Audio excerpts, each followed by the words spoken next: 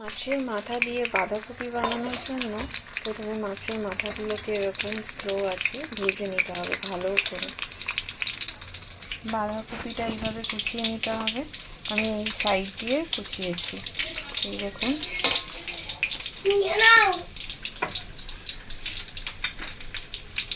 লাগবে কড়াইশুঁটি, লাগবে আমার একটা পেঁয়াজ, আদা 2 ইঞ্চি মতো আদা, একটা টমেটো আর 5-6টা কাঁচা লঙ্কা। ঝালটা আপনাদের প্রয়োজন মতো বুঝে দিতে হবে। মাছের মাথাগুলো ভাজা হয়ে গেলে একটা তেজপাতা দিয়ে আর একটু তেল দিয়ে এইভাবে আমি ফোড়ন দিয়ে দেবো। মশলা পেস্টটা আমি একটু বাদে দেবো। দুটো আলু আমি এইভাবে ডুমো ডুমো করে কেটে রেখেছি, এই আলুটা আমি এবার দিয়ে দেবো। এবার মশলাটা খুব ভালো করে কষিয়ে নিতে হবে।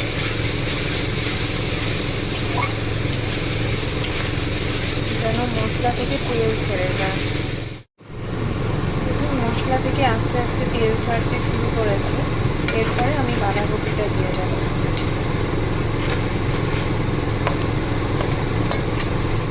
এরপরে বাঁধাকপিগুলোকে দিয়ে ভালো করে নুন, হলুদ, মিষ্টি দিয়ে ভাজা যে মাছের মাথাগুলো রয়েছে সেগুলো আমি দিয়ে দেবো। আর কড়াইটাকে আমি ঢেকে রেখে দেবো। জল বেরোবে, জল শুকোলে তারপর আবার কষবো। আস্তে আস্তে জল শুকোতে থাকছে।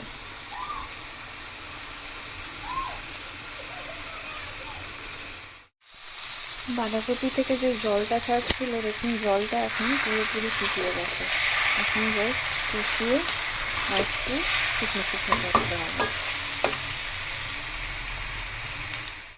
দেখুন পুরো কড়াই ভরা ছিল বাঁধাকপিটা, এখন কমতে কমতে জল শুকোতে শুকোতে দেখুন তেলটাও ছাড়ছে, কতটা কমে গেছে। আর একটু কষাতে হবে। রেডি আমাদের মাছের মাথা দিয়ে বাঁধাকপি। নামাবার সময় 1 চামচ ঘি দিয়ে নামিয়ে দেব। রেডি আমাদের মাছের মাথা দিয়ে বাঁধাকপি।